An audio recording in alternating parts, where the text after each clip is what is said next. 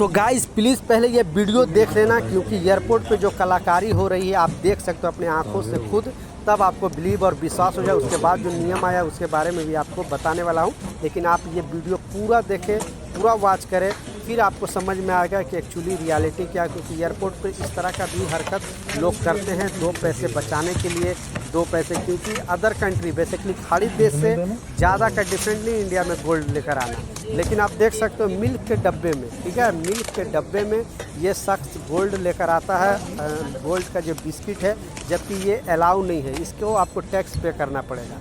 अगर कोई ज्वेलरी लेकर आते हो तो कोई प्रॉब्लम नहीं है, लेकिन इस तरह का चीज़ अभी कस्टम ऑफिसर इनको पकड़ता है, इनका गोल्ड भी जब्त कर लिया जाता है, इनकी गिरफ्तारी भी होती है। तो ऐसे बहुत सारे लोग हैं इस तरह का हरकत करते हैं। तो एयरपोर्ट पे इनकी गिरफ्तारी हुई है और इनको जेल भेजा गया है। फिर इन पर सुनवाई होगी, जो भी अदालत में पेशी होगी, फिर इन पर कुछ मामला आएगा तो मैं ज़रूर आपके साथ वीडियो शेयर करूँगा। क्योंकि ये दिल्ली एयरपोर्ट का घटना था तो मैं आप लोगों के साथ ये वीडियो शेयर किया। दूसरा जो सबसे इम्पोर्टेंट अपडेट है, आपने बिल्कुल सच पढ़ा है, क्योंकि ऐसे बहुत सारे लोगों को गिरफ्तारी हुई है। गिरफ्तारी का जो कारण बताया जा रहा है, क्योंकि हम एक कंट्री से दूसरी कंट्री जाते हैं, या तो फिर छुट्टी में आते हैं, या फिर क्योंकि बहुत सारे भारतीय प्रवासी अदर कंट्री में, खाड़ी देशों में या फिर यूरोप कंट्री में जॉब करने के लिए जाते हैं, या फिर जाने के बाद फिर वहाँ से 1 साल 2 साल के बाद छुट्टी के लिए यहाँ पे आते हैं।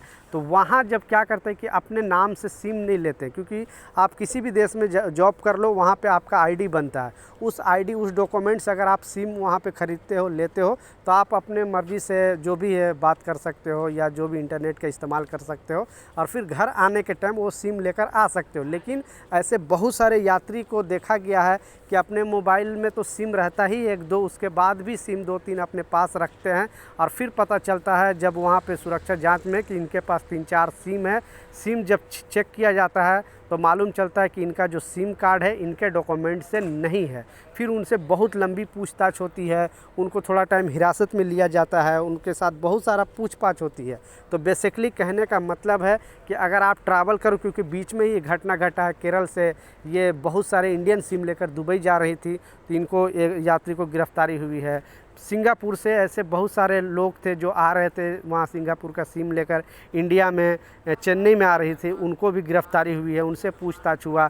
तो बहुत सारे यात्री के पास ऐसा देखा गया कि उनके पास जो सिम कार्ड था वो उनके डॉक्यूमेंट से नहीं था, यानी उन्होंने दूसरे के डॉक्यूमेंट से सिम कार्ड लिया था। फिर जांच में पता चला कि ये जब जाते हैं नया तो इमीडिएटली उनको आईडी बनने में टाइम लगता है, और ये दूसरे का नाम से सिम ले लेते हैं, और सिम लेकर फिर इंडिया वापस छुट्टी काटने आते हैं, और उनको एयरपोर्ट पर प्रॉब्लम का सामना करना पड़ता है, उनकी गिरफ्तारी भी होती है, उनसे पूछताछ भी होती है। तो कहने का मतलब है कि आप भी अगर ट्रैवल कर रहे हो खाड़ी देशों से या फिर किसी भी देशों से, यूरोप कंट्री से, कहीं से भी, और इंडिया आ रहे हो, तो अगर दूसरे का डॉक्यूमेंट से लिया हुआ सिम है तो आप बिल्कुल लेकर नहीं आए।